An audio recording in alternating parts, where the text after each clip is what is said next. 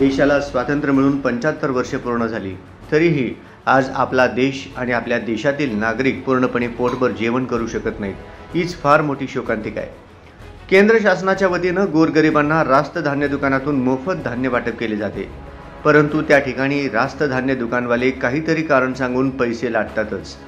परंतु शिल्लक राहिलेले हे गोरगरिबांचे धान्य, हेच काही लोक फुकट मिळालेले हे धान्य 17 ते 18 रुपये किलो दराने विकत असल्याचे प्रत्यक्षदर्शींनी सोलापूर शहरामध्ये स्टिंग ऑपरेशन दरम्यान SB न्यूज चॅनलच्या निदर्शनास आणले आणि त्यानंतर त्यांनी या सूत्रधाराला पकडले असता त्याची बोबडी वळाल्याचं दिसत आहे. देशातील, राज्यातील, शहरातील, गावागावातील अनेक गोरगरिबांना आजही अनाज म्हणजेच अन्नधान्य मिळत नसल्यामुळे उपासमारीचे जीवन जगावं लागत आहे. तरी अशा प्रकारे मोठ्या प्रमाणात काळा बाजार आणि धान्य विकत घेऊन स्वतःची तुंबडी भरणाऱ्या या दलालांवर कोणीही कारवाई करत नाही. त्यामुळे या टोळीला रंगेहात पकडले आहे. त्यामुळे पुढील काम पोलीस प्रामाणिकपणे करतील का अशी शंका निर्माण झाली आहे. परंतु अशा प्रकारे गोरगरिबांचे तोंडातील अन्न असे काळा बाजारात विकले जात आहे, याचा सोक्ष मोक्ष लागलाच पाहिजे, याची चौकशी झालीच पाहिजे अशी मागणी तमाम सुज्ञ नागरिकांतून होत आहे. आजही आपल्या देशातील लाखो मुलांना सकस आहार मिळत नसल्यामुळे त्यांचे प्रचंड मोठी उपासमार होत असून त्यांना अर्धपोटी जीवन जगावं लागतं. तरी सुद्धा आपले सरकार आत्मनिर्भर भारतच्या मोठ्या गप्पा मारते. अच्छे दिन,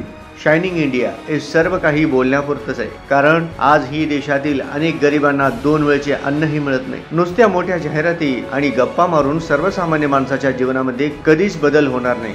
हे त्रिकालबाधित सत्य असलं तरी शासन आणि प्रशासन याकडे कधी लक्ष देणार? गोरगरिबांच्या हक्काचे अन्नधान्य अशा प्रकारे काळा बाजारात विकले जात असताना यावर किती दिवस पांघरून टाकले जाणार?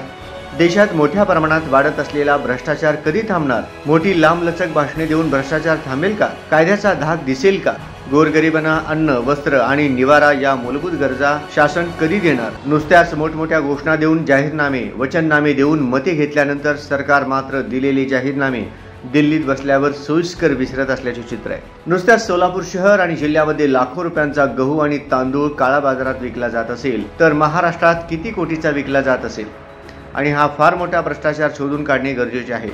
आणि त्या दृष्टीनेच SB न्यूजच्या वतीनं हा पहिला प्रयोग यशस्वीपणे राबविण्यात आला असून त्याचे पडसाद संपूर्ण राज्यभर उमटतील यात तीळ मात्र शंका नाही. सर्वसामान्य माणूस, गोरगरीब माणूस व्यवस्थितपणे 2 वेळचं जेवण करेल याच हेतूनं शासनाने रास्त धान्य दुकानातून मोफत गहू आणि तांदूळ देण्याची सोय केली.